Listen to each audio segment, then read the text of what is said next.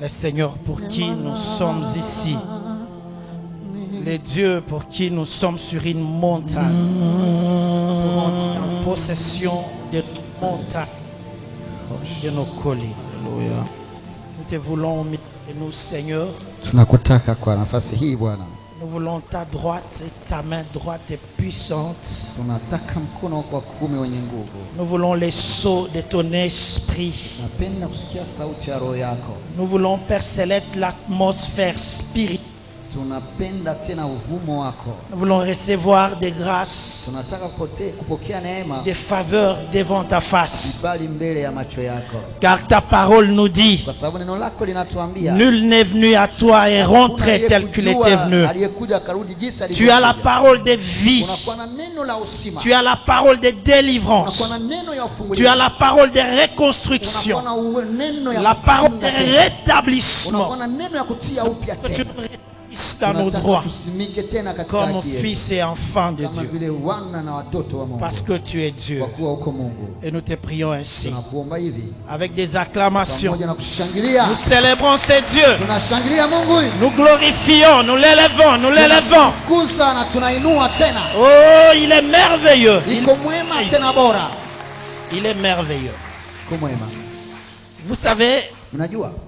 pendant qu'il y a d'autres qui ont passé leur nuit dehors, Wakati wengine wanapisha siku yao huko nje dans des bistrots, katika nafasi ya kunyia, dans des boîtes de nuit, kwa nafasi ya kunyia pombe. il y a d'autres qui sont des deuils. Wengine wanakuwa katika vilio.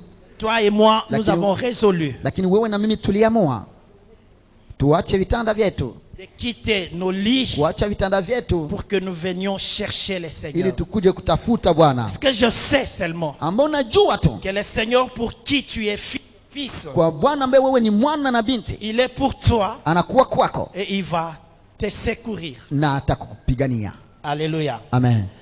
On était en train de développer notre thème Tulikuwa tunachambua somo yetu sur les mystères de géants. kuhusu siri ya majito, Les mystères de géants fumbo ya majito dans ta vie et dans ma vie. katika maisha yako na yangu, Et comment les na déloger namna gani kuwa pour que nous fukuza soyons réellement libres. ili tuwe kamilifu huru. Cette nuit, Katika usiku wa elle leo sera exceptionnelle pour itakuwa toi ya et pour moi. kipekee kwako na kwangu. Si seulement si tu prêtais l'attention à Kama ces dieux. tu wewe ongeza Nous kumtazamia avons Mungu, beau chanter, na pia tulimba vizuri, nous avons dansé. tukacheza, Ah, ça c'était vraiment hiyo merveilleux. ilikuwa ya mzuri sana. J'ai vu que le sommeil s'est enfui. Niliona usingizi unakimbia La lourdeur s'est envolée. na hata kukokuwa Parce qu'on akili était ukakimbia, sous l'action de l'esprit. kwa sababu tulisikia roho ya Que l'homme kazi ya de roho. Dieu saoudien, que le Seigneur te rajoute Na encore. mtu wa Mungu Saudi, Mungu amuongeze tena. Vraiment, c'est une bénédiction pour l'église. Yeye anakuwa baraka kwa ajili ya kanisa. Que le Seigneur les rajoute, Mungu amuongezee tena, qu'il te comble encore, akujaze tena, qu'il exauce les prières cachées, apate kujibu maombi les yanayofichwa, intentions cachées. Là. hiyo maombi yanayofichwa Que le Seigneur le voie et Bwana l'exauce. ione na aijibu. Nous tous, nous avions été merveilleux. Sote tulikuwa J'ai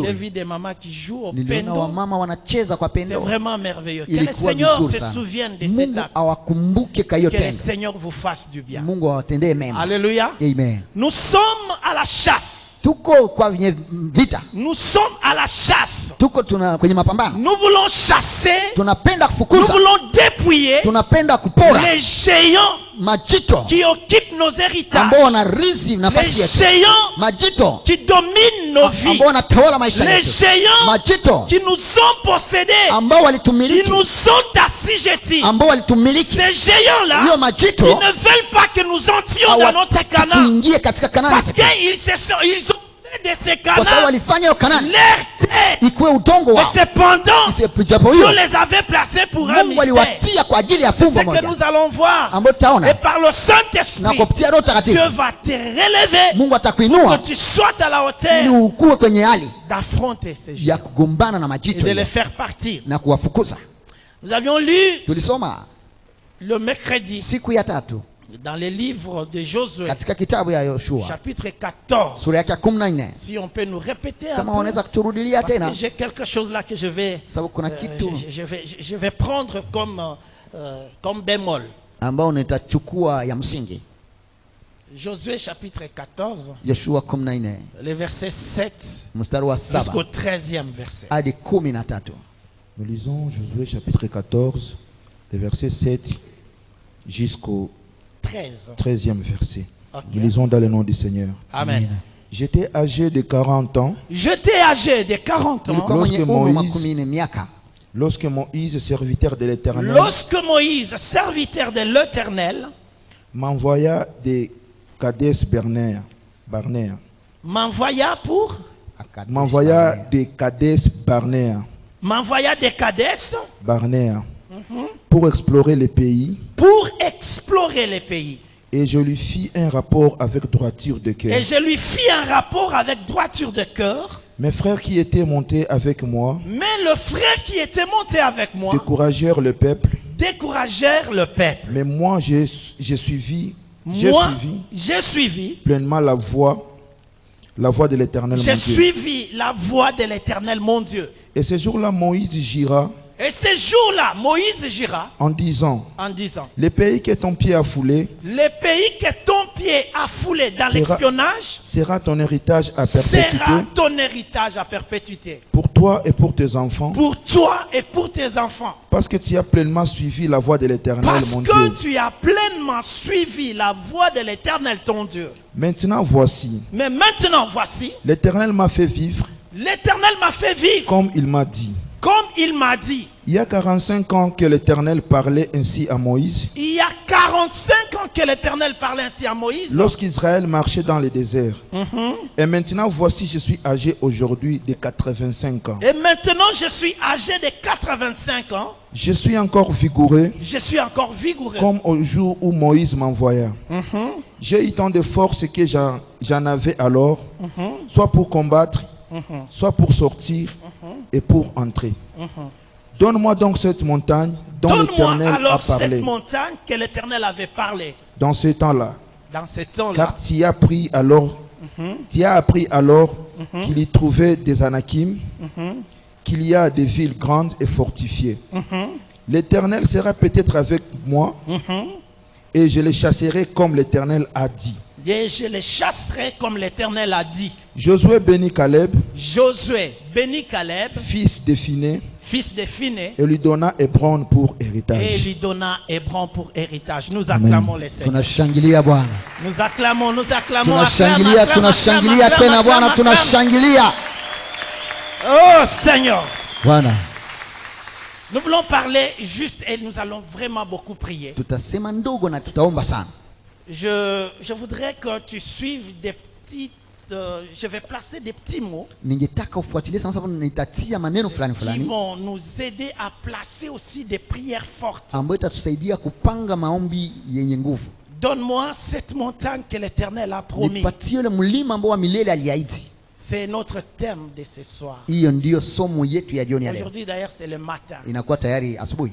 Donne-moi cette montagne que l'Éternel m'avait promis. Nipatie mlima ambao wa milele Lorsque aliahidi. j'avais 40, Wakati nilikuwa na mais miaka 40, aujourd'hui j'ai 85 ila ans, leo nakuwa na miaka je n'ai 85, pas encore obtenu la promesse de bado l'Éternel. sijamiliki ahadi ya wa milele. Donne-moi cette montagne. Nipatie hiyo mlima.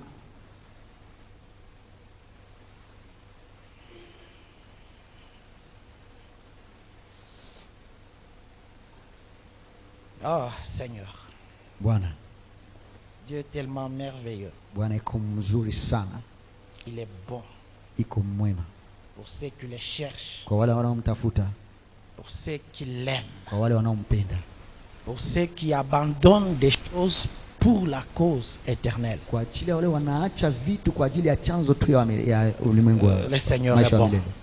En Bwana fait, iko mwema. nous parlons des géants. Tunazungumzia majito. Le mercredi, on avait dit ceci. Siku ya tatu tulisema hivi, Qui sont ces géants? majito ni wanani? On avait dit ces géants, Tulisema majito c'était des anges ilikuwa wa malaika qui habitaient dans le lieu céleste. ambao waliishi pa nafasi ya juu. Pourquoi j'ai dit c'était des Kwa anges? nini sema walikuwa malaika? On avait lu Tulisoma. un verset, Shairi Nombre, moja ilikuwa où le Seigneur nous avait dit ceci, ambao Bwana alituambia hivi que ces géants-là, kwamba wale majito ils habitaient le ciel. walikuwa naishi mbinguni, Mais quand les fils des hommes sur la terre lakini wakati wana wa se wanadamu multipliaient, walikuwa wanaongezeka. Ils ont donné naissance à des belles filles. wakazaa wafie warembo sana, Les anges dans le ciel, na wamalaika mbinguni ils n'ont pas pu se contenir. hawakuweza kujizuiza. La Bible dit, Biblia inasema ils ont abandonné le lieu, leur demeure. acha hiyo nafasi yao, Ils sont descendus sur la terre. wakashuka chini ya dunia, Ils se sont habillés des corps humains. wakajivika mili ya wanadamu, Ils sont venus sur la terre. wakakuja duniani, Ils se sont choisis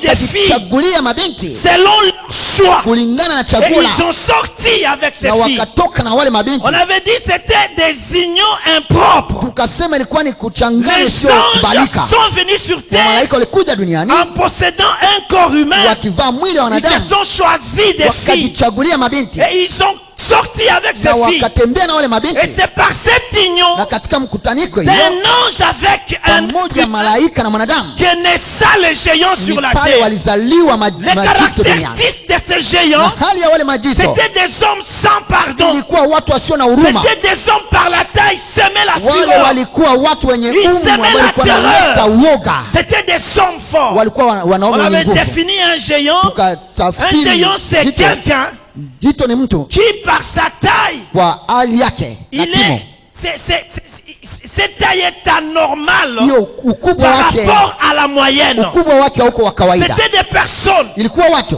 Quand tu les regardais, wakati uliwatazama toi-même tu t'es sous-estimé. wewe peke ulijishusha, Quelle que soit ta position, haijalishi hali yake. en face de ces Ukiwa géants, mbele ya majito, la Bible nous dit que Biblia tellement qu'ils inatuambia dégageaient la kwa peur, kuwa walikuwa tellement wanaogopesha, qu'ils dégageaient la kwa kuwa puissance. walikuwa wanaogopesha, Et le Seigneur lakini Bwana les savait. alijua, Il a choisi akachagua parmi les peuples d'Israël. miongoni mwa watoto wa Israeli. Ma soeur, je suis... je sais pas, je suis en train de te voir, Niko na kuona dada yangu, je sais pas, devant une tombe.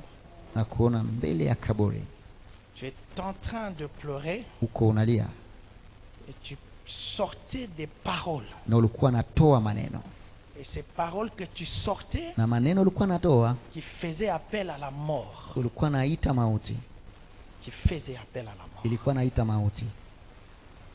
Et de là, Na hapo un géant, jito, un esprit de mort roho ya mauti et de destruction na ya uharibifu trouva place ikapata nafasi par les paroles de ta bouche. katika maneno ya kinywa Je chako. ne sais pas quand et comment. Sijui wakati gani, namna Tu gani, vois devant une tombe, na kuona karibu na tu kaburi, lâches des paroles. unakiri maneno, Des paroles avec amertume de cœur. maneno pamoja na uchungu wa moyo, Et dès là, na hapo un esprit roho pour te détruire. ikakuingia kwa karibu.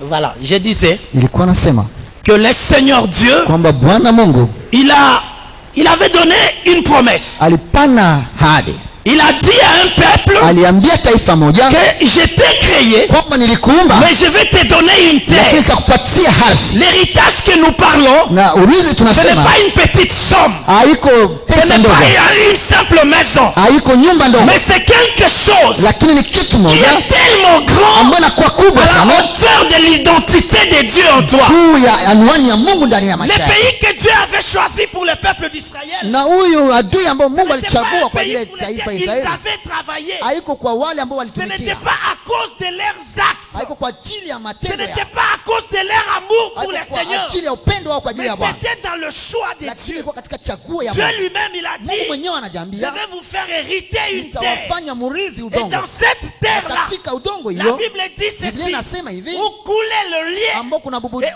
coulait du miel. maziwa na asali. C'était une terre riche et bénie. Ilikuwa udongo inabarikiwa Mais tena quand Dieu tajiri. parlait à ces Wakati peuples, Mungu alizungumzia ces taifa, peuples étaient hiyo esclaves. taifa ilikuwa Ces watumwa peuples étaient pauvres. au watumwa, taifa Par walikuwa rapport à la maskini. parole donnée Kulingana na neno et à lisemeka leur vie na kwa maisha présente, yao ambao walikuwa c'était naishi, des choses diamétralement ilikuwa différentes. vitu tofauti. Une promesse de Dieu, Ahadi ya Mungu quand il promet wakati la inasema, chose, si tu veux la regarder avec kama l'œil physique, unatafuta kuona vitu na tu macho veux ya la wanadamu, calculer avec ton unapenda intelligence, kuhesabu na tu akili vas yako, tellement te minimiser, wewe utajidharau, tu vas tellement ouvrir une porte wewe utafungua mlango aux pensées kwa négatives mawazo de isiyofaa pouvoir t'empêcher d'aller. ambayo inaweza kukinga usifikie. La Bible nous dit, Biblia inatuambia Alors quand il sortit de wakati l'Égypte, walitoka Misri, Dieu prit Moïse. Mungu anachukua Musa, Il lui dit que choisis 12 anamwambia personnes. chagua watu 12. Je m'introduis comme ça pour qu'on arrive Nafanya kiingilio à ce que j'ai préparé pour lancer. kwa yale ambayo niliandaa kwa ajili Il ya a choisi 12 espions. anachukua wapelelezi Dans ces 12. 12 espions, Katika wapelelezi Il y 12 avait des enfants de kulikuwa cœur. watu wawili wa Il y moyo. avait Josué et Kulikuwa Caleb. Yoshua na Kalebu. Josué était plus grand Na Yoshua alikuwa mkubwa que Caleb.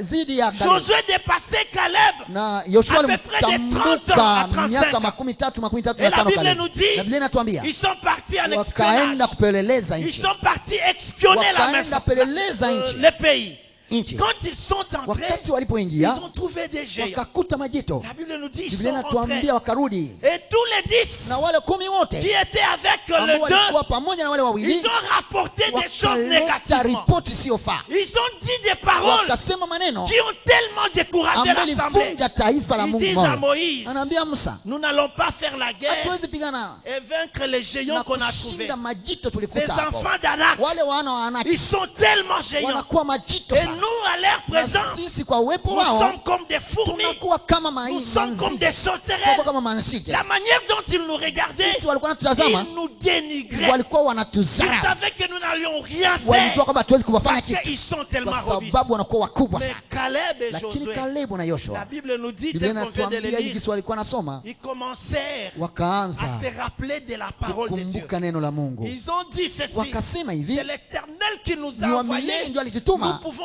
entrer et battre tunaweza ces gens. kuingia na kupiga Mais wale comme watu. ils étaient Kwa minoritaires, kuwa walikuwa wadogo, la Bible me dit Biblia l'assemblée inasema hivi, umati avait pris peur. ikakuwa na La woga, peur avait envahi leur cœur. woga ikaingia mioni Ils mwao, avaient oublié wakasahau tout ce que Dieu avait fait vyote ambavyo avec eux. Mungu alifanya Ils pamoja na avaient wao, complètement oublié. wakasahau kabisa. Et la Bible me Na Biblia dit, inaniambia quand ils entendirent ça, wakati walisikia si hivyo, vous lisez les chapitres, les enfants d'Israël Mukisoma. commençaient à pousser des cris. wana wa Israeli wakaanza kulalamika, Ils ont ramassé des pierres, wakachukua mawe, cherchant même à lapider Josué et wakatafuta Caleb, kumupika mawe parce qu'ils Kalebu na étaient Yoshua, pour la guerre. kwa sababu wao Ils walikuwa étaient wanataka pour la vita, conquête de ces walitaka pays. kupigania Un nchi, pays, nchi une ville na qui muji était hermétiquement vraiment bétonnée. ambayo ilikuwa Difficile inalindwa à y sana, pénétrer. ilikuwa vigumu Et les kuipenya, habitants qui y na habitaient, wale walikuwa naishi ndani c'était des géants. walikuwa majito. Je venais de dire ceci. Nilikuwa nasema hivi, Ces géants, wale majito pour venir ili occuper, waingie comme kutawala, je l'avais dit le mardi, nilisema siku ya tatu, le mercredi, siku ya tatu c'était poussé par le ilikuwa Seigneur. nasukumwa na Mungu. Pourquoi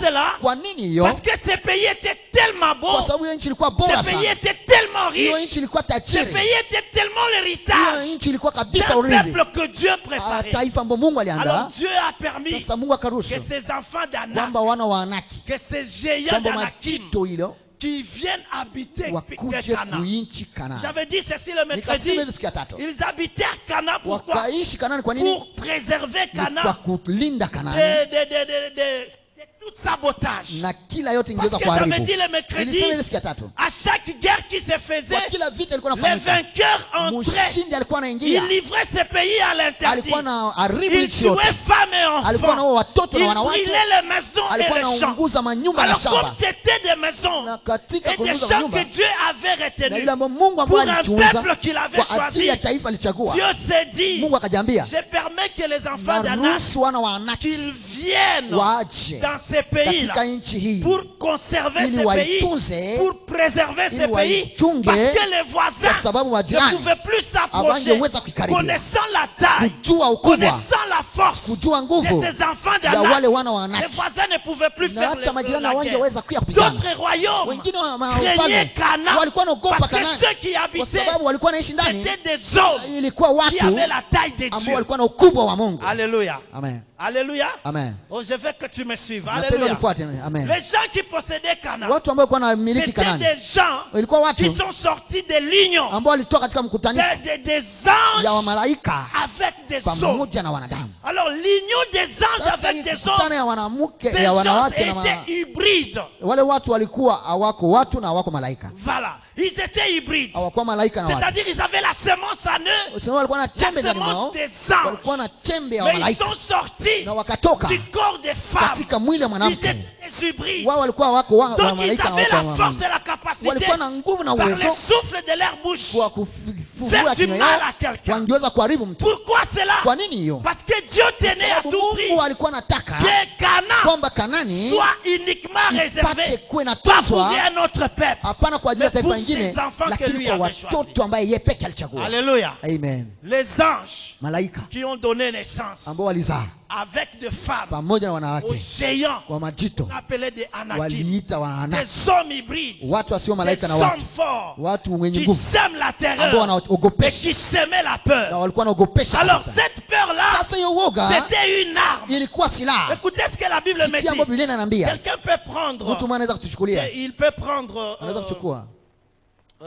les livres de Jude, kitabu ya Jude. Waamuzi, verset 6. Waamuzi sura ya 6. Ne dormez pas s'il vous plaît. Usilale tafadhali, Nous voulons tafadhali, dire tafadhali. quelques mots pour qu'on entre dans des bonnes Nataka prières. kusema maneno kidogo ili tuingie katika mambo. Jude, verset 6. Waamuzi, On peut nous lire un peu ces versets. Waamuzi, Il y a quelque chose qui est très bon là. kuna kitu ambacho iko On nous nzuri a hapa. expliqué des choses très fameuses. Walitutafsiria vitu Oui, vizuri. mon frère. Lisons Juge 6, verset combien? Jude. Jude. Yuda, Oui. tafadhali. Jude 6. Yuda 6. Anakuwa tuna Iko somo tu moja. ile, iko tu somo. Jude, Oui. chapitre 1er, le verset 6. Nous lisons dans le nom du Seigneur. Amen. Qu'il a réservé pour le jugement du grand jour, enchaîné éternellement par les ténèbres, les anges qui n'ont pas gardé leur dignité, mais qui ont abandonné leur propre demeure. Parole du Seigneur. Alléluia. Vous Amen. pouvez répondre encore? Rudilia tena ndugu. Qu'il a réservé pour le jugement Il du a grand jour, réservé pour les jugements, enchaîné éternellement par les ténèbres, enchaînés éternellement par l'Éternel, les anges qui n'ont pas gardé leur dignité, les anges qui n'ont pas gardé leur dignité, mais qui ont abandonné leur propre demeure. ils ont abandonné leur propre demeure. Amen. Alléluia. Amen. Amen. Alléluia. Amen. Oh, alléluia. Amen. Amen, amen. Amen. C'est pour expliquer les versets Ni kwa kutafsiri hiyo shairi des anges qui ont abandonné le ciel. wa malaika walioacha mbingu. La Bible nous dit Biblia c'était des inatuambia anges, hivi walikuwa malaika. réellement des fils de Dieu. Walikuwa kweli wana wa Mungu. Mais ils Lakini avaient abandonné leur propre demeure. Wakaacha nafasi ya ukamilifu. Ils sont descendus sur terre Wakashuka duniani pour corrompre la terre ili wapate et kuharibu les dunia habitants de la na wale terre. waliokuwa katika C'est dunia. de ces anges Ni wale malaika que la Bible me dit, ambao Biblia inaniambia quand Dieu a remarqué wakati Mungu le aligundua mal que ces anges faisaient, mabaya ambayo malaika ils ont walifanya entraîné Sodome et na Gomorre wakaingia katika Sodoma na dans Gomora, l'impudicité, katika l'adultère, usharati na dans des uzinzi, masturbations et des relations humaines. wakijitoshelesha na Dieu katika a mishano sio wa regardé ces kweli. choses. Mungu akatazama Dieu a dit vitu. non, non, non. Mungu akasema hapana, Ces anges ici, hao wa malaika hawa ils ont corrompu la hao terre. wamechafua Quand udongo. Dieu a observé Wakati Mungu au temps alitazama de Noé akiona wakati que wa Noa ces anges kwamba malaika hawa avaient corrompu toute la terre walichafua et ulimwengu toute la wote créature, na uumbaji Dieu a wote, jugé bon Mungu de akaamua les prendre ya wapate pour kuchukua aller les enfermer kwenda kuwafunga quelque part nafasi pour moja un jugement kwa éternel. ajili ya hukumu ya Comme ils milele. sont des Kwa anges, kuwa wa malaika, comme ils sont des kwa esprits, kuwa wanakuwa ni roho, ces mêmes anges-là, wale wa malaika wale, quoique enfermés, hata kama pour unafungwa qu'ils ne se revêtissent plus de ili corps wasivae tena mwili dans leur relation avec des humains, katika kutana ils kwao na ont, wanadamu, ils ont donné des hybrides. wakatoa watu wasio Aujourd'hui, malaika na ce watu. sont ces personnes Ni watu wale qui nous viennent ambao wanatujia, en des esprits démoniaques, wanakuwa na maroho en des chafu, femmes de nuit, wanawake wa en usiku, des hommes maris de wanaume nuit, wa usiku, et qui viennent dans différentes sortes na d'esprits, wanakuja katika hali mingi ya dont les roho, magiciens na wale invoquent, watu wa dont les mazingaombwe, féticheurs na wale invoquent, wachawi, juste pour nuire à ili notre vie. wapate kutuharibu sisi. Alors nous avions dit Sasa ceci, tukasema hivi que ces anges kwamba wale malaika qui avaient donné naissance aux ambao géants, walizaa wale les majito, géants que Dieu avait ordonné majito ambao Mungu aliamuru qu'ils entrent en Canaan waingie Kanaani pour posséder ili Canaan, wamiliki Kanaani, afin de préserver, ili kutunza, afin de garder ili Canaan wailinde de Kanaani, tout assaut des autres ila rois, yote vita ya au profit wafalme des wengine enfants kwa d'Israël. faida ya wana wa Israeli, au profit des enfants kwa d'Israël. faida ya wana wa Tu vas Israeli. peut-être te poser la question, Unaweza kujiswali mais pourquoi Dieu avait kwa permis nini ces Mungu géants? aliruhusu wale majito? Parce que les enfants même Kwa d'Israël sababu wana wa se Israeli sont approchés, wakati ils ont walikaribia eu peur. wakaogopa. Vous savez pourquoi les Unajua géants? kwa nini majito? Parce que Dieu, Kwa sababu Mungu il connaissait, il avait alikuwa un plan. anajua ya kwamba Le kuna plan mpango. de Dieu, c'est ce que nous voulons voir. Mpango wa Mungu ndio Il y tunataka a kuona. sûrement des géants dans ta vie. Kunakuwa majito Il y maishani a mwako. sûrement des enfants Kweli d'Anak. kunakuwa wana wa Anaki. ce qui tourmente ta wale vie. ambao wanasumbua maisha yako. Aujourd'hui, c'est une maladie. Leo inaweza kuwa magonjwa. Aujourd'hui, c'est un démon. Leo inakuwa pepo. Aujourd'hui, c'est une possession Leo inakuwa kushikwa na qui pepo dérange ta vie et ambayo qui touche ta inasumbua vie. maisha yako. La possession, elle est tellement géante. Na kushikiliwa na J'ai kuwa béni les kubwa. témoignages de mon frère. Nilibariki sana Que le Seigneur ushuhuda te wa fasse ndugu grâce yangu. encore, Mungu mon akupatie frère. neema tena ndugu yangu. Souvent, je le trouve ici. Mara mingi Une namkuta fois, hapa. je suis venu, je l'ai trouvé en prière. Siku moja namkuta naomba Je lui kabisa. demande, mais tu fais quoi? Il dit, je suis en prière Namwambia de 3 jours. naomba nini hapa? Sasa niko katika Il est maombi ya siku train- 3. chez le Seigneur. Anakuwa natafuta Bwana. Les jours que j'ai prié pour lui, Siku nilikuwa mwombea les désirs de son cœur, il a exprimé. na haja ya moyo On wake a prié akaisema, ensemble. tukaomba Je pamoja. veux que le Seigneur t'accorde ses désirs. Naomba Mungu akutendee hiyo Alors, haja. bien aimé, Ndugu, le frère n'a pas eu honte. ndugu akuwa na Le haya témoignage qu'il a dit là, na hiyo ushuhuda hiyo, beaucoup de gens sont dans ces choses. wengi wanakuwa ndani ya Dans la hiyo, masturbation. wakiwa wanajitosheleza kwa Beaucoup de ngono. gens sont dans ces Wengine choses. weko wengi Alors, tellement que c'est honteux pour le dire. kwa kuwa ni Or, haya kuisema ce que lui a fait yale ambayo yeye alifanya en proclamant Christ, kwa kutangaza en Kristo, démontrant les erreurs, les péchés qu'il a sujetés. kuonesha dhambi ambayo ilikuwa C'est une namtawala. délivrance déjà. Hii de sa inakuwa part. inakuwa Comme l'homme de kufunguliwa. Dieu avait dit, Kwa kuwa jinsi mtu wa Mungu alisema, ils l'ont vaincu waliomshinda à cause du témoignage kwa de ajili ya ushuhuda wa kinywa ya Le maneno géant. yao. Majito. Dieu avait permis Mungu aliruhusu que les géants d'Anak soient là. kwamba maana wanaki Parce wawe que le Seigneur kwa avait sababu Bwana alijua que le peuple d'Israël kwamba taifa ya Israeli qui ont été fécondés par sa parole, ambao ilivikwa na les neno lake, enfants qui ont écouté les instructions watoto de ambao Dieu, walisikia asema ils Bwana sont plus que les anges. wanakuwa zaidi ya Est-ce malaika. que quelqu'un est avec moi Mtu là? pamoja nami, Lui à qui la parole féconde, yule ambaye anajazwa na c'est neno, lui qui devient une nouvelle yule ambaye créature. anakuwa kiumbe La kipya. Bible me dit Biblia ceci, inaniambia hivi, il devient une nouvelle créature, Anakuwa kiumbe mais kipya, il devient enfant de lakini Dieu. anakuwa pia mtoto C'est wa par Mungu. contre les anges Kwa kinyume qui malaika avaient abandonné leur propre ambao demeure waliacha nafasi pour aller yao habiter ili en kwenda Canaan, kuishi pour Kanaani, préserver kwa Canaan. kulinda Kanaani, Ils attendaient walingoja voir des hommes Dieu kuona watu qui Mungu pouvaient venir ambao wangeweza pour kuja les déloger. kuweza Parce kuwafukuza, que leur taille kwa sababu ne kimo yao permettait pas à un homme normal haikukuwa na ruhusu de mtu wa pouvoir kawaida les approcher aweze et les kuwakaribia combattre. na kuwapiganisha. Nous allons prendre un petit verset Tutachukua shairi qui moja va vraiment nous aider ambayo itatusaidia sana pour comprendre ce ili que tupate kuelewa tuna je suis en train de dire. ambayo tuko nasema. Quelqu'un va nous prendre Mmoja tuchukulia Psaume chapitre 82, le Zaburi verset 6. makumi Psaume nane na chapitre mbili 82. Zaburi makumi nane na mbili. Nous lisons Psaume 82, le verset 6. Nous lisons dans le nom du Seigneur. J'avais dit, J'avais dit, vous êtes des dieux, vous êtes des dieux. vous êtes tous fils du Très-Haut.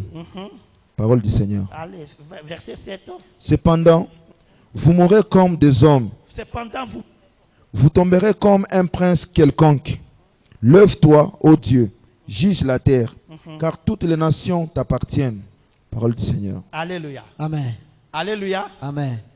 Oh, Alléluia. Amen.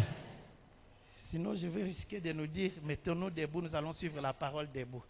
Naweza kuambia tusimame sote ili tufuate mahubiri tukiwa Je wima. n'ai pas dit ça, je risquerais de dire ça. Inaweza kufikia nifikie La kusema position du sommeil n'était hali ya puisse pas te gagner. usingizi inakuwa inaanza Écoutez ce que la Bible dit. Sikia ambayo Biblia inasema. C'est-à-dire, Ni kusema Jésus dit, Yesu anasema, Dieu dit par la parole, Mungu anasema kupitia que neno. vous Sema aussi, ninyi pia vous êtes des dieux, muko miungu ndogo, mais vous lakini mourrez comme des hommes. munakufa kama watu. C'est là où je vais vraiment Ni pale m'entretenir ambayo pour nitasimamia que nous sana puissions nous ili relever, tupate nous kusimama, revêtir de notre tupate nature kujivika céleste, asili yetu ya afin mbingu qu'on puisse chasser ili tupate les kukuza semi-dieux, wale wa Mungu wa ndogo, les hommes hybrides, wale watu wa mchangano wa watu na malaika, les hommes issus des wale anges qui walitoka katika qui malaika détiennent nos bénédictions. ambao wanashika baraka zetu. Qu'est-ce que le salut? Na okovu ni Qu'est-ce nini? que la conversion? Kubadilishwa ni nini? La conversion, Kubadilishwa c'est un changement de nature. inakuwa kubadilisha asili, Ce n'est pas changement d'un caractère, haiko kubadilisha mais c'est hali, le changement, c'est une vie nouvelle dans une lakini ni personne. maisha upya ndani ya mtu. Ici, Psaume nous amène Hapa à Zaburi comprendre inatupeleka notre nature kuelewa asili yetu pour faire face ili aux tupate géants qui sont dans nos kusimama héritages. dhidi ya majitu na J'avais dit katika ceci. urithi wetu. Nisema hivi, Ces anges, wale malaika ils avaient pas choisi n'importe quelle fille. hawakuchagua kila binti, Ils ont choisi des belles filles. walichagua wabinti warembo. Cependant, les hommes et les femmes, Ijapo hiyo nous wanaume na sommes tous wanawake des filles de Jésus. sote tunakuwa mabinti ya Nous Kristo. sommes tous, comme la Bible nous dit, les épouses Kama de vile Christ. Biblia inasema sisi tunakuwa Et la Bible va plus maharusi loin pour wa dire Yesu. ceci. Biblia inaenda mbali inasema La personne qui est épouse de mtu Jésus, ambaye anakuwa bibi harusi wa c'est Kristo celle qui est sans tache. ni yule anakuwa asiye na Quand taka. la Bible dit Wakati sans Biblia tache, inasema bila ça taka veut dire que c'est une beauté parfaite. kusema inakuwa urembo Alors, kamilifu. ces anges, Sasa malaika wale ils ont regardé par terre. walitazama Ils duniani, n'ont pas cherché n'importe quelle fille. hawakuchagua kila binti, Ils ont cherché la belle fille. walitafuta wale La belle fille binti warembo, qui était issue d'une beauté wale warembo qui ambao walitoka attirait le regard de ambao Jésus. ilikuwa navutia wale Alors malaika. là, les anges se sont dit, Sasa malaika wakajiambia, nous voulons aller tunapenda kwenda coucher, tulale sortir avec na ces filles kutoka na wale pour mabinti les ili déshonorer, tupate pour hériter leur vie, kuharibu na kuishi la maisha yao, vie de prospérité, maisha ya la vie de urithi, paix, maisha ya la vie amani, de tranquillité. maisha ya Les anges, ya en amani. regardant les filles, Wakati malaika la walitazama Bible mabinti, dit, Biblia inasema ils sont venus pour s'accoupler wakakuja avec. ili watembee pamoja na wao, Ils ont choisi les filles de wakachagua leur choix. mabinti kulingana na chaguo lao, Et ils ont vaincu. wakawashinda, Ils ont réalisé leur projet. wakatimiza Mais mradi wao. le Seigneur nous dit Lakini ceci. Bwana anatuambia hivi, Nous, quand nous sommes venus à wakati Christ, sisi tulikuja kwa Kristo, Jésus nous régénère. Yesu Nous alikuwa devenons de nouvelles créatures. tunakuwa Tout maviumbe ce que vipya. le diable avait mis Ile à nous, yote ambayo shetani alitenda tout ndani ce mwetu, que le diable avait yote fait ambayo avec shetani nous, alifanya pamoja le nasi, Seigneur le met de Bwana côté. anaitia kando, Il dépouille ses puissances. Il anatupatia uwezo, dépouille ses forces. anatosha uwezo wote. Pourquoi? Parce que Kwa nini? Sababu il veut faire de nous anapenda encore des dieux. kutufanya sisi Il pia veut tena wa Mungu, restituer la nature qu'on anapenda nous avait kuturudishia dépouillée, asili ambayo pour que nous alitunyang'anya, fassions ili face, tupate kusimama pour que zidi, nous avancions ili vers tupate notre projet kuendelea et mbele que ya nous mradi atteignions wetu notre na héritage. tupate kurizi urizi wetu. Donc la nouvelle naissance, Sasa kuzaliwa upya, la conversion, kama kubadilishwa, elle n'est pas quelque chose à prendre à la légère. haiko kitu ya kuchukua na Elle est urejelea, la clé inakuwa funguo qui te permettra ambayo itakuruhusu d'avoir le dessus ili upate kuwa na sur nguvu les kubwa hybrides. juu ya wale majito, Que ces enfants kwa d'Anak, sababu wale ils wana sont pas wanaki des dieux, hawako wa ils Mungu sont pas des na anges, hawako wana mais malaika, ce sont des hybrides. lakini wanakuwa mchanganyiko wa La malaika na nouvelle watu. naissance Kuzaliwa te upya permet, toi, wewe na de kuruhusu revêtir la ya nature de Dieu, kuvaa tena asili ya que tu kimungu, deviens ce que Psaume wewe dit. ukuwe hii ambayo Il Zaburi dit, inasema, vous êtes des anasema dieux. muko miungu Alors midogo. ne mourrez pas Sasa comme des hommes. usikufe kama mwanadamu Un kamilifu Dieu kawaida. ne Mungu doute pas. Mungu Un ashake, Dieu Mungu n'a pas peur. hana oga, Parce qu'il est Dieu. kwa sababu iko Parce Mungu, qu'il possède toute kwa la sababu anakuwa na puissance. uwezo Vous wote. êtes des dieux. Muko miungu Ne ndogo, mourrez pas comme des hommes. usikufe kama watu wa Ne kawaida, mourrons pas dans nos maladies. usikufe katika Ne magonjwa mourrons yenu, pas dans nos échecs. usikufe katika Parce shida, qu'un Dieu kwa sababu Mungu n'échoue pas. hawezi La shinda. nature de Dieu, Asili ya kimungu c'est la nature des ni vainqueurs. asili ya ushindi, La nature de Dieu, asili ya c'est Mungu la nature des ni dominateurs. asili ya C'est kutawala, celui qui ni domine. yule anatawala, Parce qu'il est le kwa créateur de sababu tout. iko muumbaji wa vyote.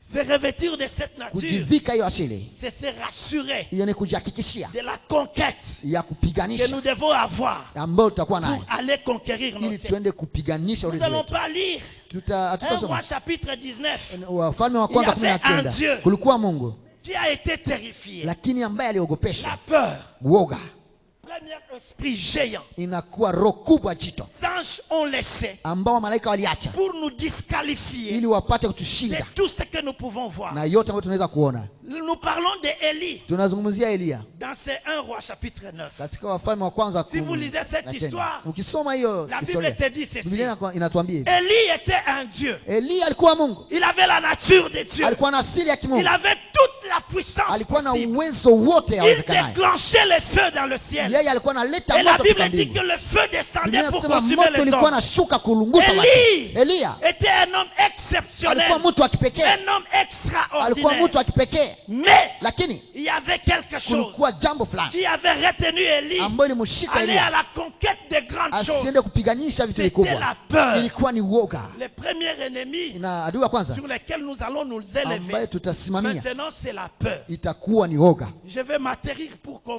Nitasimama pale Qu'est-ce ili que tuone la peur? uoga ni nini. La peur, c'est une arme Uoga ina silaha que le diable laisse dans nos ambayo vies. shetani anaacha maishani mwetu. La deuxième arme Ni inakuwa silaha ya que le pili diable utilise pour ambayo nous shetani affaisser. anafanya ili La atushushe. paix La uoga trouve sa base pour s'asseoir inapata misingi yake les pensées négatives. katika mawazo mabaya. Donc notre premier ennemi, Na shida notre adui wa premier kwanza, géant, jitu wa c'est kwanza d'abord les pensées négatives. inakuwa mawazo Et le mabaya, deuxième ennemi, na ya pili adui notre deuxième géant, ambayo jitu wa c'est pili la peur. inakuwa woga. Qu'est-ce qu'une pensée négative? Mawazo mabaya ni nini? Une pensée négative, Mawazo mabaya c'est une pensée inakuwa mawazo qui te fait croire, ambayo inakufanya qui uwazi, s'intercale, qui se met au milieu ambayo inajiweka de katikati ta foi ya imani yako et de ta nature na physique. katika asili yako ya kimwili. C'est-à-dire les pensées, Ni kusema mawazo elles viennent se mettre au milieu inakuja kaa de katikati ce que tu ya écoutes yule de ambao Dieu unasikia toka kwa et de Mungu ce que ton physique na yale ambayo t'indique. mwili yako Alors inakwambia. les pensées se mettent Sasa au mawazo milieu. yanakuwa katikati yao. Cette pensée consiste à Hiyo quoi? mawazo À inafanya te nini? faire prouver Inapenda que kuonesha ce que Dieu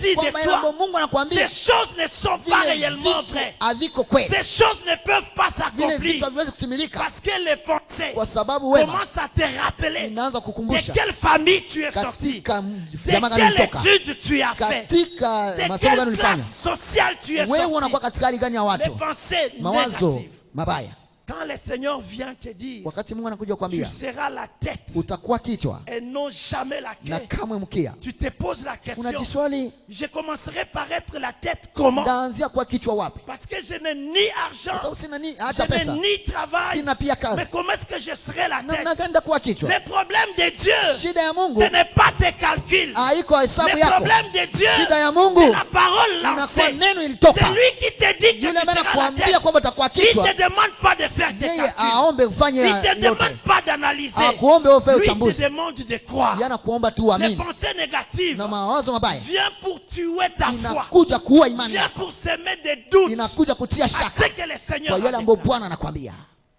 Alléluia. Amen, Alléluia. amen.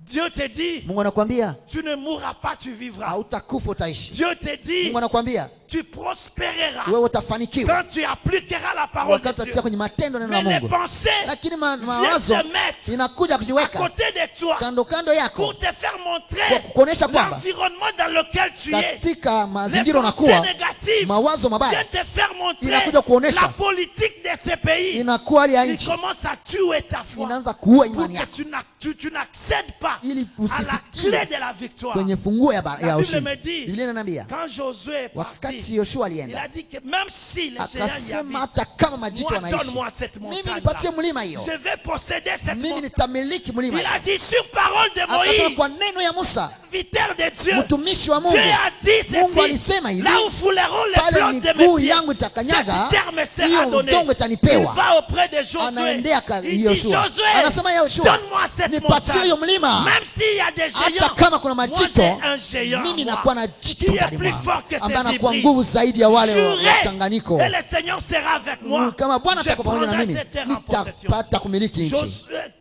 Caleb a fait taire toutes les sciences. Akaenda Il a fait kusimamisha taire tout ce que les usomi yeux wote présentaient. na yale ambayo macho La yalikuwa parole yanaonyesha. de Dieu, Neno la Mungu lorsque nous la mettons au wakati premier plan tunaitia de wa notre vie, kwanza ya maisha quelles yetu, que soient les circonstances, haijalishi matokeo, quels que soient les cas que tu peux haijalishi te hali trouver, ambayo unaweza mais kupitia, si tu as la parole de kama Dieu, unakuwa na neno la Mungu avec le courage, pamoja na le bidii, Seigneur te fera Bwana posséder la chose. atakupatia umiliki. Il a dit à hiyo Josué, mji. Anaambia Yoshua, Josué, ambia Yoshua, Dieu avait parlé, Mungu alisema j'avais 40 ans. nilikuwa na miaka Mais 10. maintenant j'ai Sasa 45. panakuwa na Et 85. maintenant j'ai 85 Nakuwa ans. na Donc 85. c'est-à-dire 45 ans Ni passés. kusema baada ya On miaka est là 15 na en train 15, d'observer Cana. tuko pale tunaona On est Kanaani, là tuko en hapa train de chanter, tuko de louer les tunaimba wa milele. géants. Non, moi je me rappelle Mimi maintenant. nakumbuka sasa, Même si j'ai hata 85 kama na ans, miaka je sens en 85 moi la force. nasikia ndani mwangu Le nguvu. Saint-Esprit donne Roho la force. Takatifu Je napatia nguvu, sens en moi la force. nahisi nguvu ndani Comme mwangu si j'avais kama vile 40 ans. nilikuwa na miaka Je 10. sens encore les pieds Nahisi debout miguu yangu pour aller ilikuwa wima conquérir. kwenda Lorsque kupiganisha. la vie de la parole entre, Wakati uzima il wa nous neno donne unaingia la ndani force mwako, et le inatupatia nguvu ya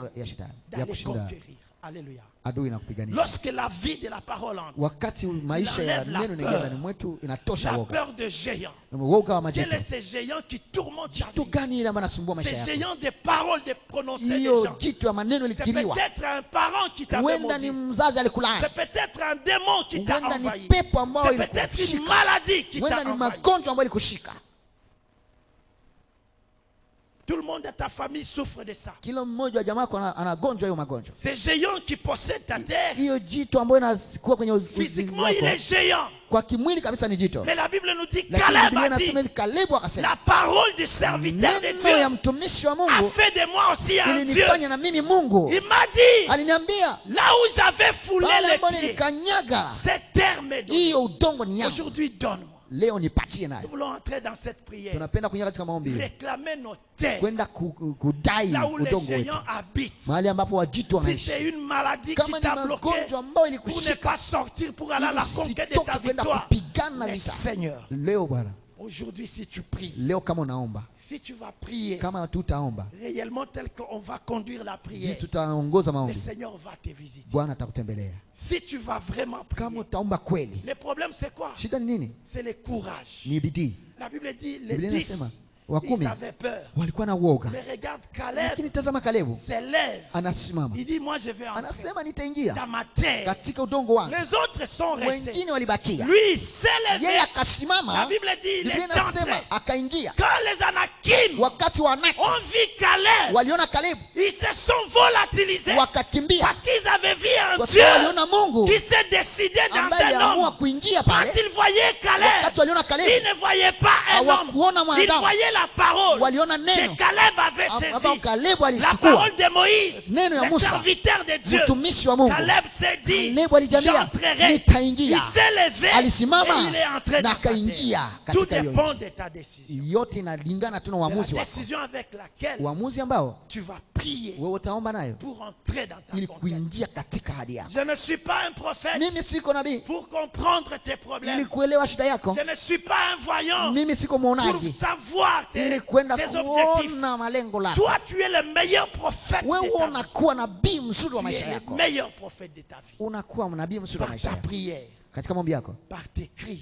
kupitia kulalamika kwako. Aujourd'hui, une histoire va s'en changer. Leo mabadiliko itaonekana, Aujourd'hui, une vie va changer. maisha Alléluia. itabadilika leo Par ta prière, par ta kupitia maombi détermination, yako na quelque uvumilivu chose wako, va se passer. vitu vimoja Je vitapitikana. vais prier pour l'homme de Dieu. Ndaomba mtu wa Mungu. Papa, Baba, papa mwali, Papa Espoir, ah, tu peux venir avec maman si tu veux. baba Espoir, karibia pamoja na mama hapa mbele. Oh, je veux que tu retiennes quelque chose. Napenda ushike kitu Ta moja, façon de prier, hali yako ya kuomba, ta façon de prier hali yako ya kuomba va changer quelque chose. itabadilisha kitu hapa, Va changer quelque chose. itabadilisha kitu hapa, Va changer quelque chose. itabadilisha kitu hapa. Mzee Mzee Pierrot, tu peux t'approcher un peu. unaweza karibia Tu tafadhali. peux t'approcher aussi. L'homme de Dieu, Mtu wa Mungu, papa Oui. Christian, Papa Christian, tu peux aussi t'approcher. nawe pia unaweza karibia. Nisha kuilobanisha.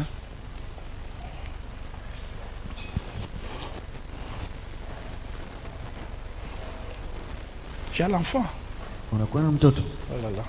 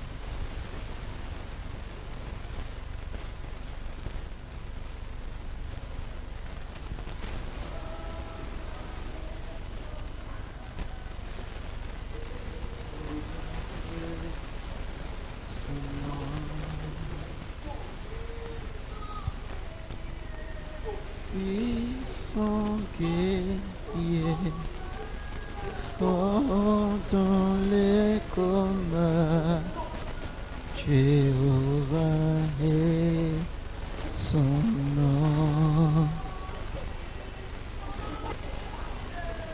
Puissant guerrier, fort dans les combats, Jéhovah est son nom. Mon âme bénit le Seigneur et mon esprit magnifie son nom, car le monde n'a pas pu le retenir, même dans les tombeaux. Jésus est Seigneur, oh, même dans les tombeaux. Jésus est Seigneur.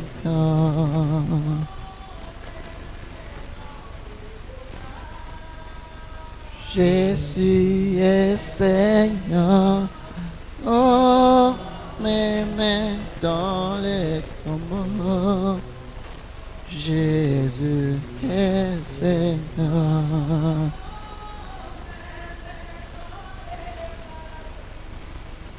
Jésus est Seigneur, oh, même dans les tombeaux. Jésus est Seigneur. Jésus-Christ est Seigneur. Il est sorti du tombeau, il est Seigneur. Touchez-nous, fléchira, toute langue confessera que Jésus est Seigneur. Jésus-Christ est Seigneur. Il est sorti du tombeau, il est Seigneur. Commence à prier là où tu es.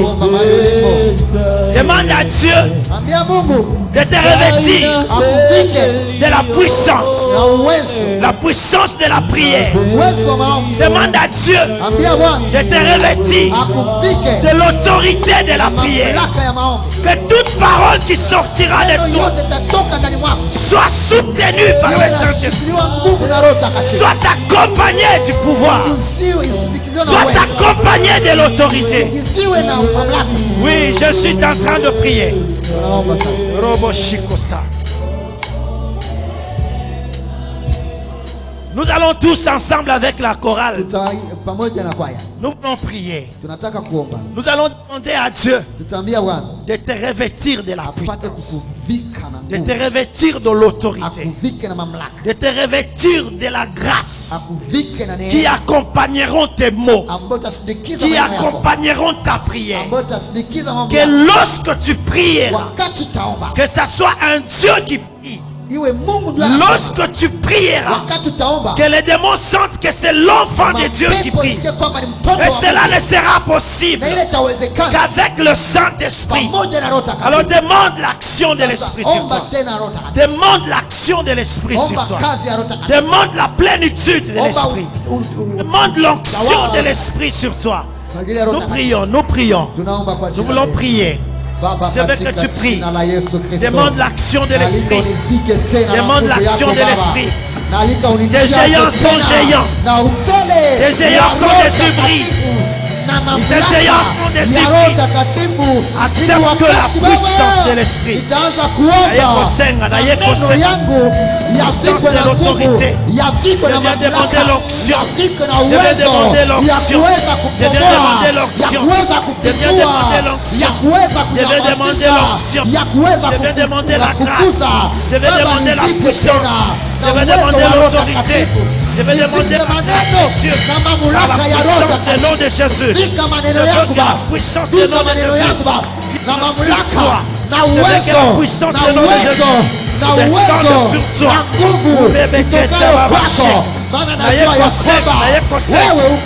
Bien-aimé, prie. Demande l'action de l'esprit sur toi. Demande l'action de l'esprit sur toi. Ne te laisse pas emporter par le sommeil. C'est le moment de l'action de Dieu. C'est le moment de la revêtement de Dieu. C'est le moment du revêtement de Dieu. Que l'action de l'esprit sur toi. L'action de l'esprit sur toi. La plénitude de Dieu. Que le Seigneur te revêtisse. Que le Seigneur te revêtisse. Que le Seigneur te revêtisse de son onction, de son autorité, de son pouvoir, afin que nous puissions être à même à nous tenir devant le géant, à nous tenir devant le monstre, afin que nous les chassions, qu'ils libèrent nos vies. Cela est possible par l'action de l'Esprit. Nous demandons le Saint-Esprit. Demande le Saint-Esprit. Demande le Saint-Esprit sur toi. Demande le Saint-Esprit sur toi. Au nom de Jésus. Au nom de Jésus. Au nom de Jésus. Au nom de Jésus. Au nom de Jésus. Au nom de Jésus. Au nom de Jésus. Au nom de Jésus. Roboshiko Saiketa. Koraboshiko. Koraboshika.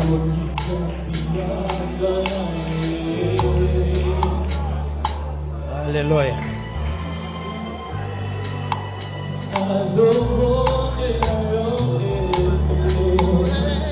Alléluia.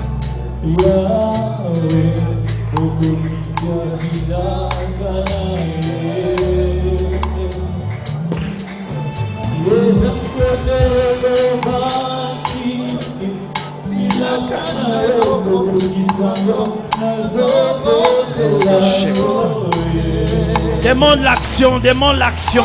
Ne laisse pas ton esprit être pris par la fatigue. Ne laisse pas ton esprit être pris par la fatigue. Tu peux demander la grâce. Tu peux demander l'onction. Il peut répandre cela sur toi. Le Seigneur est à même de le répandre sur ta personne. Que tu te vois face.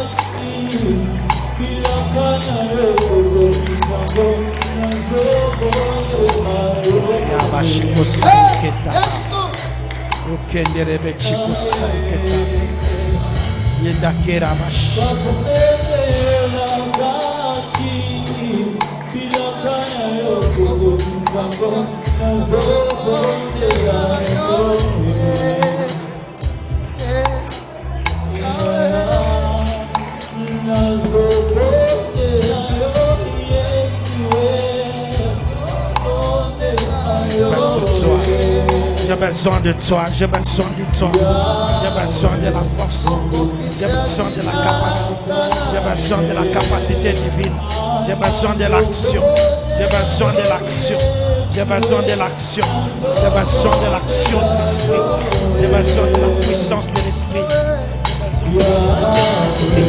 Parce que tu es le Dieu, le Seigneur Dieu de toute gloire, le maître de toute grâce, parce que tu es Dieu. Que tu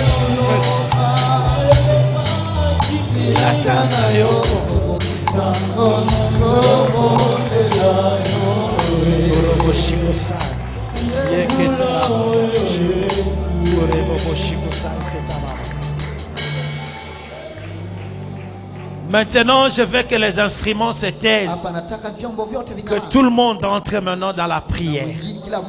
Nous allons nous lever sur tout ce qui t'embrouille, que tout ce qui te dérange, que tout ce qui t'a apprivoisé, Que ce soit n'importe quelle maladie, n'importe quel tourment. haijalishi mateso Tout yote ama magonjwa. dépendra de ta Yote vision. italingana na wewe. Tout dépendra de ton réveil. Yote italingana na kusimama. Comme Caleb s'était réveillé. Kalebu alisimama. Il a dit, j'ai assez passé le temps. Alisema nimepitisha wakati. 45 ans de promesses. Katika miaka 15. 45 ans de promesses. Miaka 15 ya D'une vie sans issue. maisha bila Il kutoka. s'est levé. Alisimama. Il a dit, je vais aller à la conquête. Alisema naenda Je kupigania. veux que tu te lèves. Napenda usimame. Tu es aussi à la conquête. Na wewe uingie pia kupigana. Oh, la salle, elle est pour toi. Na hii chumba ni yako. Ne reste pas seulement assis. Usibakie nafasi. Ne reste pas seulement debout. Usibakie wima. Sème du désordre selon Anza toi-même. kutembea hata katika Bouge chumba. et marche. Anza kutembea. Refuse et brise Kuanza kukataa tout na ce qui kuangusha. t'est dérangé. Yote ambayo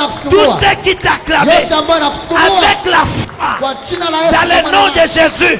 Na Mungu na- Tout dépend de la parole. Ayalinga De maneno ta bouche. ya kinywa yako. De l'élan de ton cœur. Na pia Au nom de Jésus. Kwa jina la Yesu. Au nom de Jésus. Kwa jina la Yesu. Au nom de Jésus. Kwa jina la Yesu. Entre dans la conquête. Ingia katika vita. Entre dans la conquête. Ingia katika vita. Conquête Ingia katika vita. de tous les mots qui t'ont dérangé. Katika Entre dans la conquête de ta vie.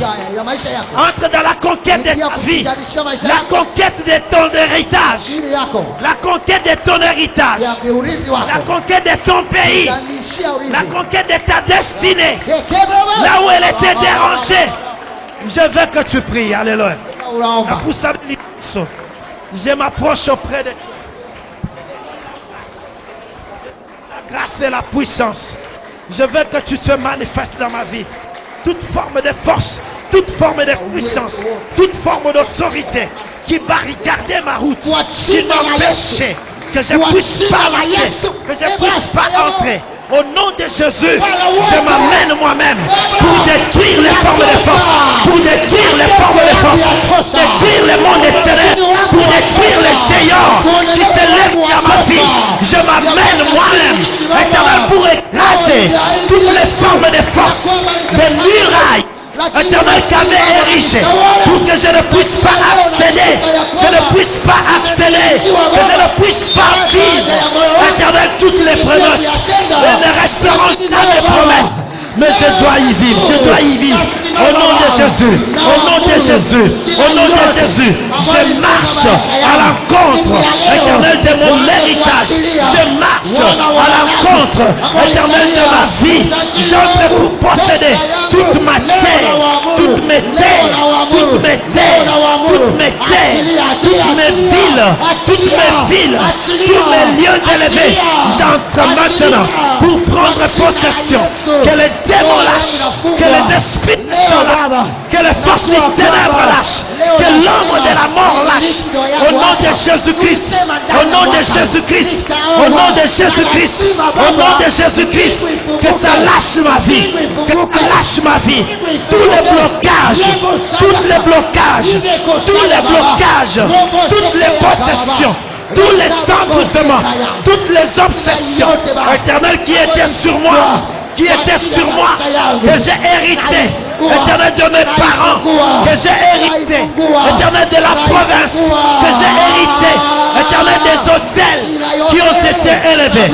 Je les brise, je les brise, je les brise, je les brise, je les brise, je les chasse, je les paralyse. Au nom de Jésus, je neutralise ces formes de force.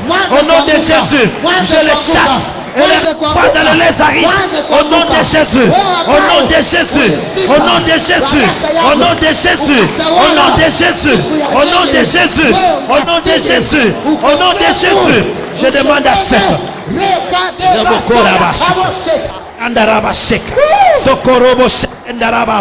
que cela se manifeste, que cela se manifeste. Je veux entrer à la conquête.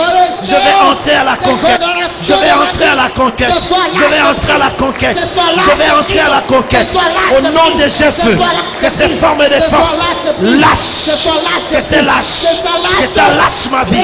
Que ça lâche ma vie. Que ça lâche ma vie. Que ça lâche ma vie. Que ça lâche ma vie. Au nom de Jésus. Au nom de Jésus. Au nom de Jésus. Au nom de Jésus, au nom de Jésus, au nom de Jésus, nous allons annuler toutes les paroles qu'on avait jetées sur nous, qu'on avait prononcées sur nous par des géants de nos familles, de nos quartiers, les géants de nos amis qui ont lâché des paroles de malédiction, des paroles de blocage. Nous les chassons de nos vies, nous les brisons de nos vies. Que ça lâche ta vie. Au nom de Jésus, les sorciers de ta famille ont prononcé des mots. Les magiciens de ta famille, de ton quartier, ont lâché des mots. Nous allons briser ces choses. Nous allons les briser. Nous allons les briser. Nous allons les paralyser. Nous allons les chasser. Chasse cela. Refuse ça. Refuse l'échec. Refuse l'échec. Au nom de Jésus. Au nom de Jésus. Les paroles sur moi. Toutes les paroles sur moi. Prononcées sur moi. Les paroles dites sur moi. L'Éternel par le géant de ma famille. L'Éternel Dieu. Ils ont dit que je ne prospérerai pas. Ils ont dit que je n'irai pas à la conquête. Que je n'avancerai pas. Je le brise au nom de Jésus. Je le brise au nom de Jésus. Au nom de Jésus. Au nom de Jésus. Au nom de Jésus, je paralyse ces forces. Je paralyse ces forces. J'anéantis ces forces.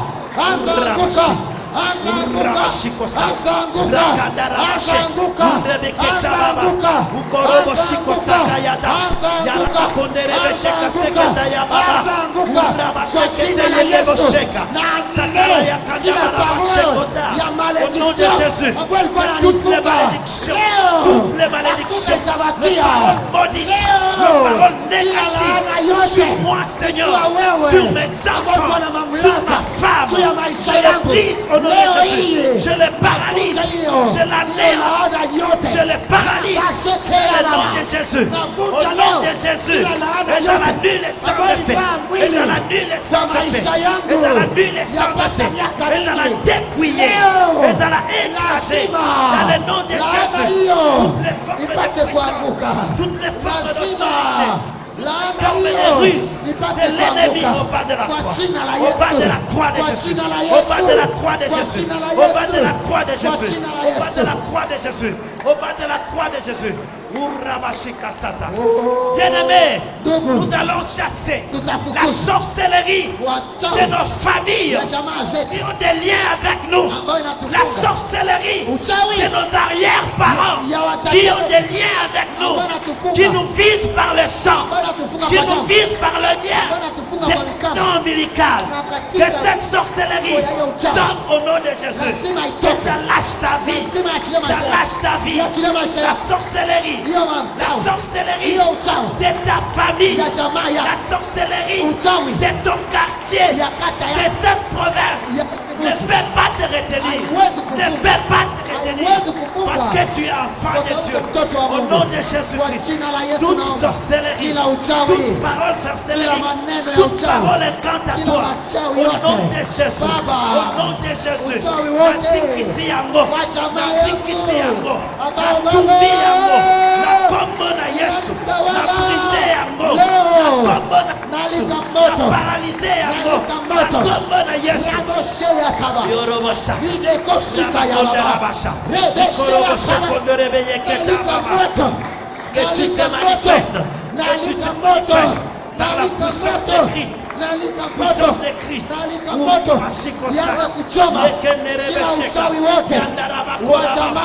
Toutes les paroles des sorciers, toutes les paroles des sorciers, des malédictions, les paroles des blocages, des freinages, au nom de Jésus, je le fais quitter ma vie, je le fais quitter ma vie, je le fais quitter ma vie, que ça abandonne ma vie, ça abandonne mon esprit, ça abandonne mon âme, ça abandonne mon âme, au nom de Jésus-Christ, au nom de Jésus-Christ, au nom de Jésus-Christ, au nom de Jésus-Christ, au nom de Jésus, au bas de la croix, au bas de la croix de Jésus, au bas de la croix, au bas de la croix, là où Christ avait piétiné la tête du serpent, au bas de la croix de Jésus, que ces formes de force me lâchent, que ça lâche mes Alléluia.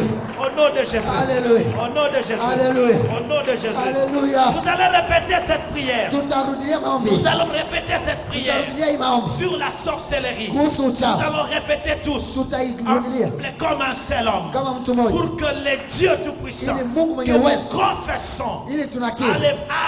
fasse des actions, Afanye matendo. agisse à nous, Apate à l'intérieur de tendo nous-mêmes. mwetu ndani mwetu. Seigneur Jésus-Christ, Bwana Yesu. Seigneur Jésus-Christ, Bwana Yesu. je t'appelle dans ma vie, Nakuita maishani mwako. je t'appelle dans ma vie, Nakuita maishani que tu mwako. prennes contrôle, Uchukue utawala. que tu prennes contrôle Uchukue de uongozi. mon esprit, Ya roho yangu. de mon Ya âme, nafsi yangu. de mon cœur, Ya moyo wangu. là où les lois Mahali ambapo de sheria la sorcellerie ya uchawi de ma famille ya jamaa yangu régner, ilitawala. dominer, Ilitawala. assujettissez, Ilimiliki. freiner, Ilifunga. bloquer ma vie. Ilifunga maisha yangu. Aujourd'hui, Leo. aujourd'hui, Leo. au nom de Jésus, jina la Yesu. que cela tombe, Ile ianguke. que cela tombe, Ile ianguke. que cela meure, Ile ikufe. que cela Ile meure, ianguke. que ça meure dans mon sang, Ikufe ndani ya damu que yangu. ça meure dans mon sang, Ikufe ndani ya damu que yangu. ça meure dans mon sang, Ikufe ndani ya damu que yangu. ça meure dans ma chair, Ikufe ndani ya mwili wangu. que ça meure dans ma chair, Ikufe ndani ya mwili wangu. que ça meure dans mon esprit, Ikufe ndani ya roho yangu. que ça meure dans mon esprit. Ikufe ndani ya roho Je yangu. vais être libre Napenda nifunguliwe. aujourd'hui Leo. par le sang de Jésus.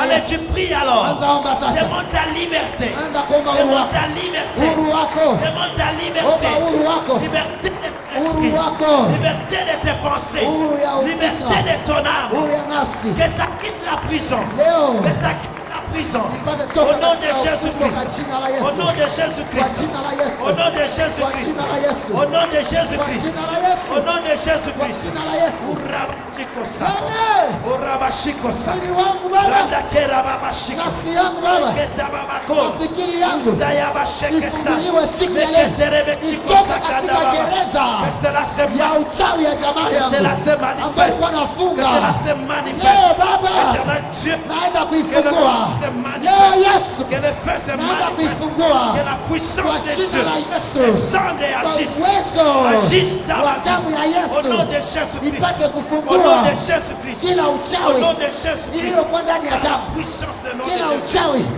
ilikuwa ndani ya moyo. Haleluya!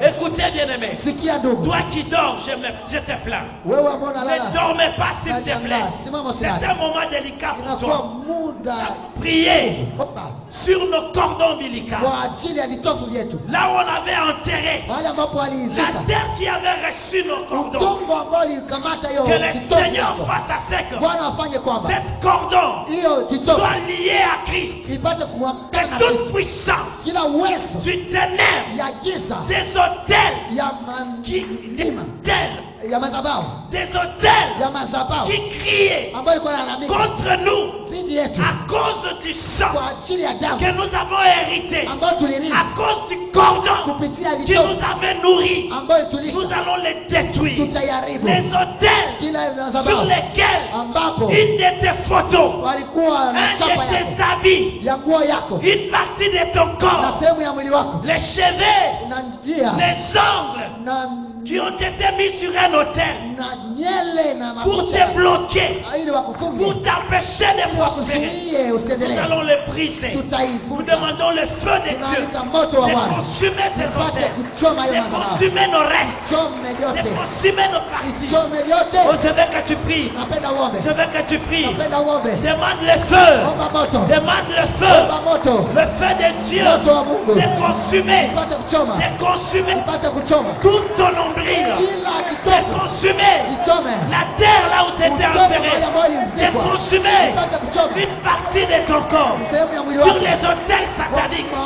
Sur les hôtels de kwa famille. madhabahu ya Là où jamaa on t'avait retenu. ambao Au nom nakufunga de Jésus. kwa jina la Au Yesu, nom de Jésus. kwa jina la Au Yesu, nom de Jésus. kwa jina la Au Yesu, nom de Jésus. kwa jina la Au Yesu, nom de Jésus. kwa jina la Au Yesu, nom de Jésus. kwa jina la Au Yesu, nom de Jésus. kila Au madhabahu nom de Jésus. ambayo Au inanitai nom de Jésus. ambao kitovu yangu Baba ilizikwa, hiyo udongo ambayo ilizikwa ndani, kila madhabahu ambayo inanitai kwa jina la Yesu, moto ulao, moto ulao, Que le Seigneur, moto ulao, que ton feu descende, moto que le ulao, feu descende, uchome, consumer, moto ulao, briser, pour uteketeze anéantir, kila madhabahu d'écraser walitia toutes picha, les formes de kila force, madhabahu de réclamation, walitia nguo de yangu, ténèbres kila dans madhabahu les vies de Jésus, walitia dans makucha le yangu, nom de Jésus. kila madhabahu Je demande walitia le nywele yangu, sang de Christ, kila madhabahu régénère ma walitia vie, sehemu ya mwili yangu, régénère mon kila esprit, madhabahu régénère mon walitia esprit. kitu yangu, Rabashiko kila sana. madhabahu Yeketababa. walitia picha yangu, Oyebekada wakakiri baba. maneno, Sekete acha lebe. moto, acha moto, acha moto, acha moto, acha moto, yanze kuchoma moto, moto, moto, moto, moto, moto, moto, moto, wanze kuchoma, wanze kupindua kila madhabahu Baba ambayo ilikuwa nanidai ya kitofu yangu mahali walizikaka, sijui ni wapi, lakini leo naalika moto, naalika moto, naalika moto, naalika moto, kila jito ambayo ilikuwa nafunga kitofu yangu. Yesu, acha moto ipate kuchoma, ipate kuteketeza kwa jina la Yesu. Que tu te manifestes.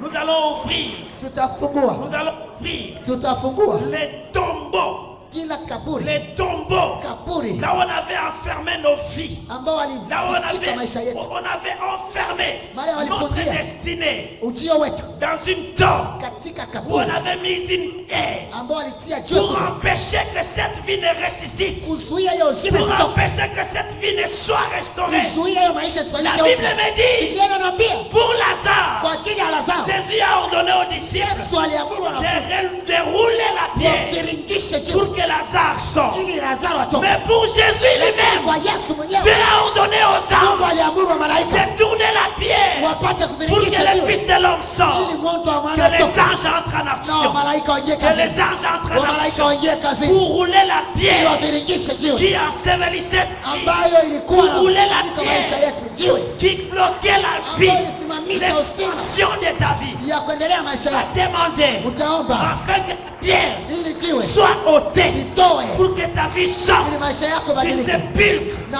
de la utoke pauvreté, katika de la nudité, makaburi ya des ukosefu, échecs, ya utupu, ya que la vie kushindwa. sorte de Maisha yako là, ta itoke. destinée sorte de là. Ujio wako Au utoke nom de Jésus, kwa jina la Yesu. au nom de Kwa Jésus, jina la Yesu. tu pries au nom de Omba Jésus. kwa jina la Yesu. Ordonne, Enda kuamuru, ordonne, amuru, ordonne, amuru, ordonne amuru que ta vie sorte, kwamba maisha yako que itoke, ton bonheur sorte, itoke, que ta santé sorte, uzima wako que utoke, ta réussite na sorte. ufaulu wako utoke. Ordonne, ta Amuru destinée sorte. kwamba ujio wako utoke. Ordonne, Amuru, ordonne. amuru, Tu as le pouvoir, una mamlaka tu as l'autorité Una mamlaka. sur ta vie. kwa ajili ya maisha Dieu yako. t'a donné l'autorité. Wanakupatia mamlaka. Ne sais-tu pas que tu es de Dieu? Haleluya. Mais savez-vous pas que Hamujua vous kwamba êtes des dieux? Ninyi ni miungu. Oh, Psaume nous dit, vous êtes des dieux, Ninyi ni miungu. mais vous mourrez comme des hommes. Usikufe kama Remets-tu wanadamu. l'autorité d'un Dieu? Uende kuvaa Ordonne à ta vie mamlaka ya de Mungu. quitter les Anza sépulcres, kuamuru maisha de yako quitter la tombe, toke katika kaburi afin que ça revienne. ili Ça iguse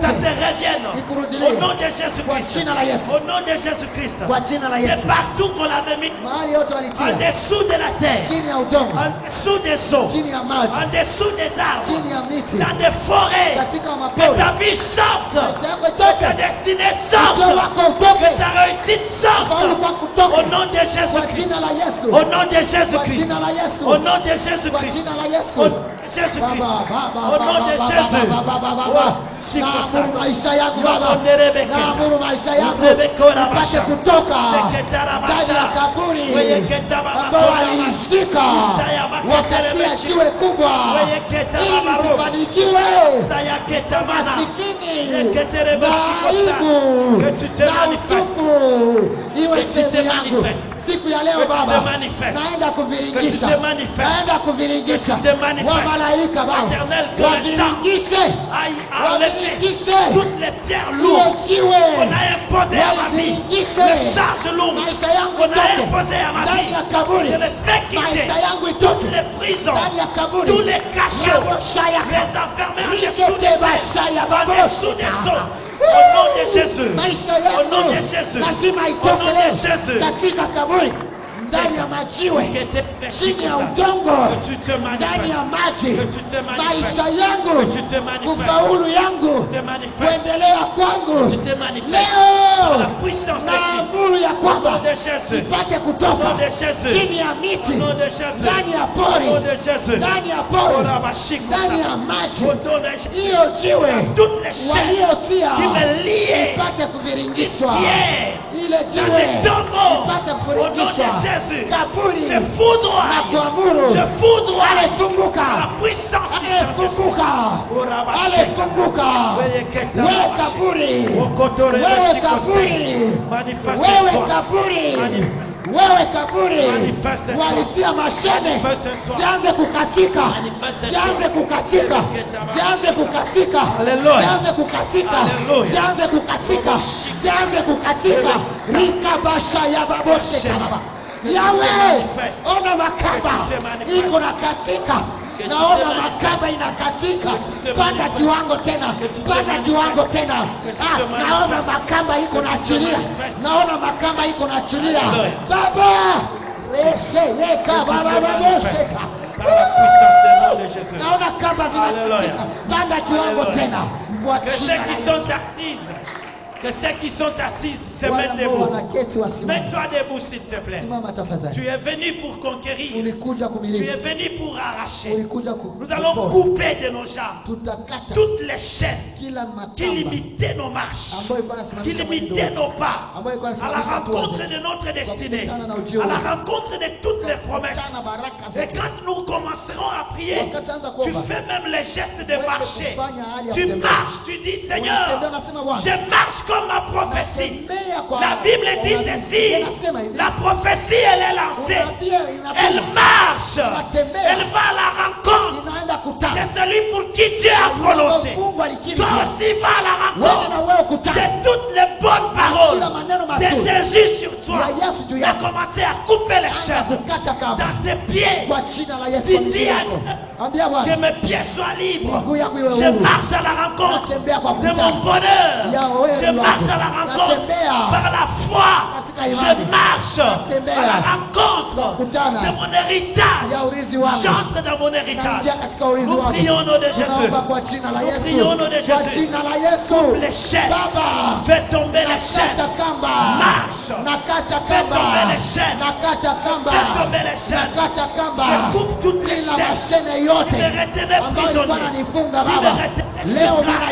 qui m'empêchaient de marcher, qui m'empêchaient de monter, qui m'empêchaient de monter les escaliers, de monter les marches, pour que j'aille à la rencontre de ma divinité, à la rencontre de mes promesses, par la puissance de nom de Jésus. Marche, marche à la rencontre de ta destinée. Ta destinée marche, va à la conquête de ta destinée. Au nom de Jésus, au nom de Jésus, que le chaîne tombe, que les malédictions tombent, que les liens tombent. Je vais être libre.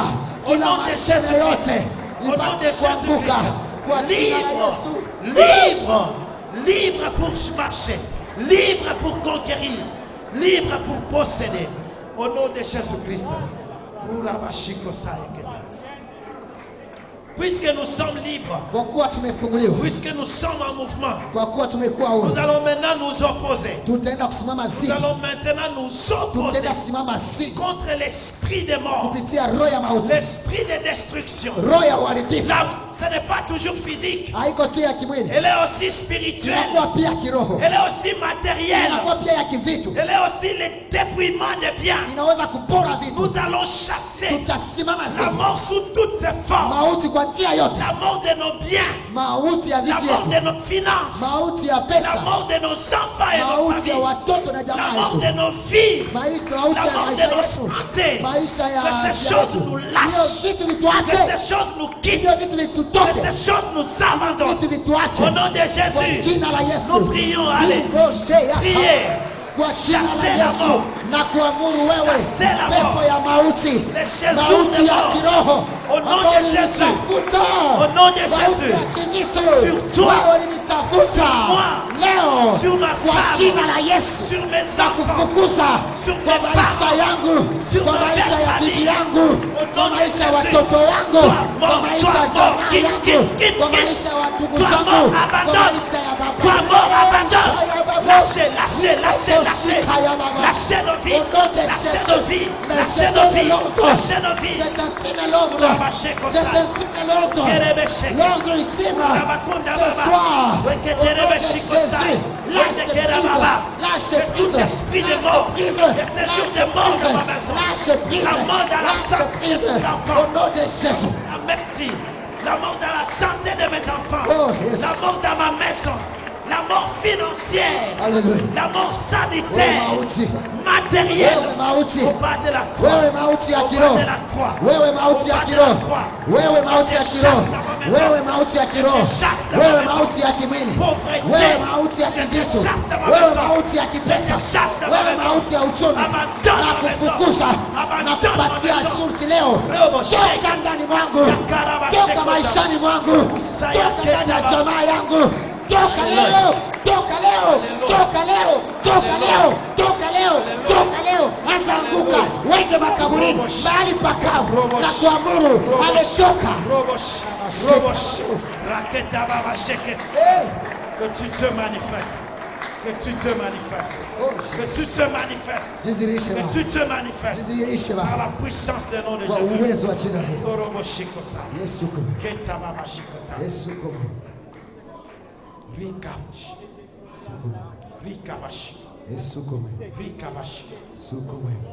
Nous allons briser Tutavunja les combats de nuit, ile vita za usiku des rêves, katika mandoto, des femmes et des maris de nuit, mauchafu, des pepo za géants qui nous wanawake combattent. na wanamke wa usiku. Tu te vois te battre Unaona unapigana avec des géants, na majito avec une femme, na mwanamke avec un homme. na mwanaume. Souvent, ils prennent la nature des membres de ta Mara famille. mingi anachukua Tu picha vois ya ndugu quelqu'un yako. Unaona qui mtu voit toujours sa maman, ambaye anaona mama qui yake, se bat toujours avec sa maman, anaona anapigana tu na et mama se yake, querelle toujours avec sa maman. anapigana tu na mama yake. Tu vas dire à Dieu Tambia Mungu que tous ces combats, kwamba vita hiyo des yote maris et des femmes de ya nuit, wanawake na des wanamke wa combats usiku de nuit, ya que usiku cela t'abandonne. ile ikuachilie. La Bible me dit, Biblia inaniambia lorsque nous serons vainqueurs dans nos wakati nuits, tutakuwa et ushindi dans notre usiku physique, na nous en serons katika mwili convaincus. yetu pia tutakuwa Alors washindi. nous allons prier. Sasa Tu taomba, chasses tutafukuza tout esprit de guerre, roho yote ya tout usiku, esprit de ila combat, roho ya vita avec des géants dans tes pamoja na nuits. majito Tu usiku. vois souvent les serpents, Unaona tu nyoka, tu vois souvent les chiens, unaona tu les imbwa, animaux féroces manyama qui makali te poursuivent, na kukimbiza, qui te mordent, kinakukula. des géants qui combattent avec Wale toi, wajito wanapigana na des wewe innocents, na wale des wasio na pia, personnes inconnues. watu ambao Au nom de wajui. Jésus, Kwa jina la au Yesu, nom de kwa Jésus, jina la Yesu, au nom de kwa Jésus, jina la Yesu, au nom de kwa Jésus, jina la Yesu, que ces géants tombent, wale majito que ces géants tombent, waanguke leo. ces géants tombent. Jito anguka, Et ma vie, wewe jito, libérez mes nuits, wewe jito libérez mes wa rêves. Au usiku, nom de Jésus, mke wa usiku, toi pollution wana nocturne, wa usiku, toi mari de nuit, ndoto toi zibaya, femme de nuit, watu toi wageni, sorcière anza toka, qui combattent anza la nuit. toka, Je te anza donne l'ordre toka, de quitter, anza toka, d'abandonner, anza de toka lâcher, katika de fitna, lâcher, katika de mawazo, lâcher, katika de lâcher ndoto, maison. anza toka, Au bas de la croix anza de toka, Jésus. anza toka, Au bas de la croix de anza Jésus. toka, anza Au toka, bas de la croix de anza Jésus. toka, anza toka, anza toka, anza toka, anza toka, anza toka, anza toka, achilia, achilia, achilia, achilia, achilia, achilia, achilia kwa jina la Yesu. Woo! Hallelujah. Hallelujah. Hallelujah. Hallelujah.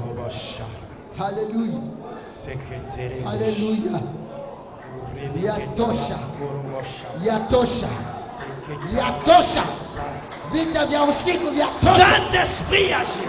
Vita vya usiku Esprit vya de tosha. l'éternel. Oh Bwana. Esprit de l'éternel. Oh Bwana. Délivre ton peuple. Fungua taifa lako. Délivre ton peuple. Fungua taifa lako. Nous sommes à cette montagne Tunakuwa kwenye mlima pour conquérir nos terres. ili tumiliki ardhi yetu. Au nom de Jésus-Christ. Kwa jina la Yesu. Au nom de Jésus-Christ. Kwa jina la Yesu. Au nom de Jésus-Christ. Kwa jina la Yesu. Au nom de Kwa Jésus-Christ. jina la Yesu. Nous allons chasser Tutafukuza les pensées négatives. mawazo mabaya. Des fois, Dieu te dit des choses. Wenda saa Mungu Des anakuambia fois, jambo. le Seigneur te parle à ton cœur. Wenda Mungu anaambia moyo wako. Des fois, on prophétise sur toi. Wengine wanakutabiria. Mais les pensées négatives Lakini mawazo viennent mabaya yanakukujia pour pouvoir te distraire, ili ipate kuzuaisha. pour pouvoir te désarmer de la foi. Ipate kukutoa katika Ça imani. sème les doutes en toi. Inaleta mashaka Tu as ndani les mwako. doutes Unakuwa na qui mashaka. t'empêchent d'avancer, de Unakuwa na croire. kuzuia kuendelea na Nous allons kuamini. maintenant Tutaenda le sasa chasser, kuifukuza. confessant notre, Tukiikiri, confessant notre, tukifikiri toutes les paroles kila qui yote ont maneno été dites. ambayo Nous ilituambiliwa. allons faire la prière de Josué Tutafanya maombi ya et Yoshua de Caleb. na ya Kalebu. Même si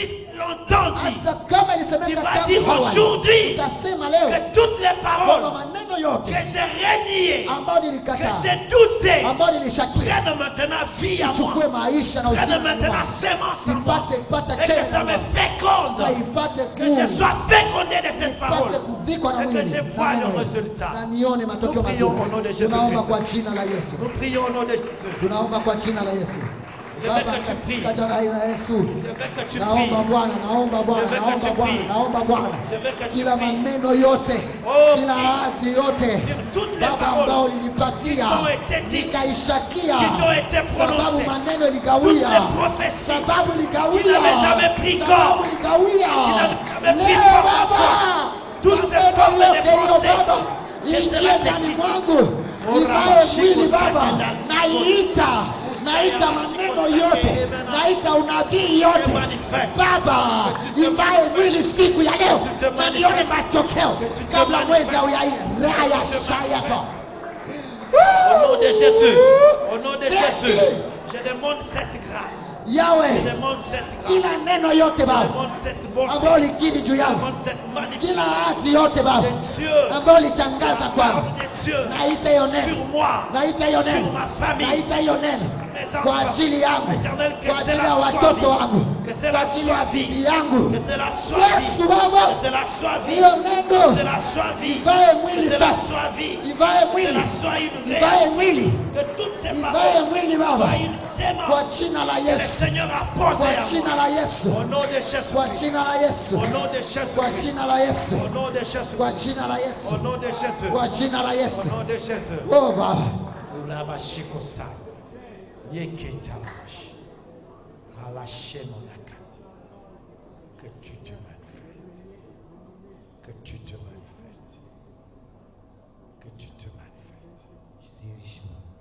Que tu te manifestes.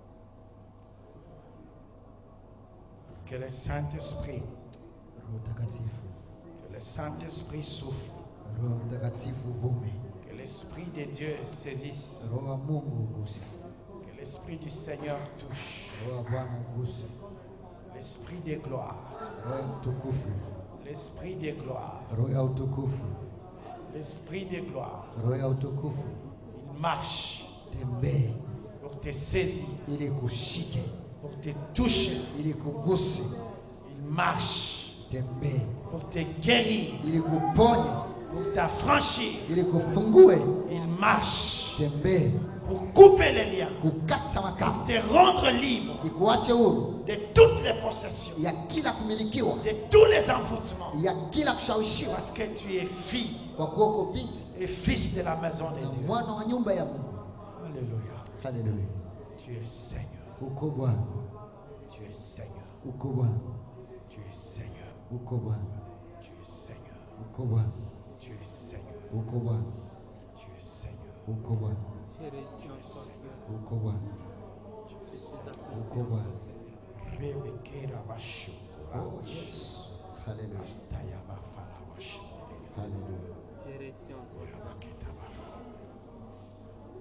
J'ai réussi avec toi. Tu te connais malade, Unajijua mgonjwa, une malade qui te tourmente. magonjwa ambayo yanakusumbua, Tu peux venir devant. unaweza kuja mbele, On va prier pour toi. tutakuombea wewe. Tu te connais malade. Unajijua mgonjwa? Mal qui te tourmente. Magonjwa ambayo yanakusumbua. Une maladie qui t'a vaincu, qui t'a dérangé. Magonjwa ambayo ilikutawala. Des années et des années. Mamiaka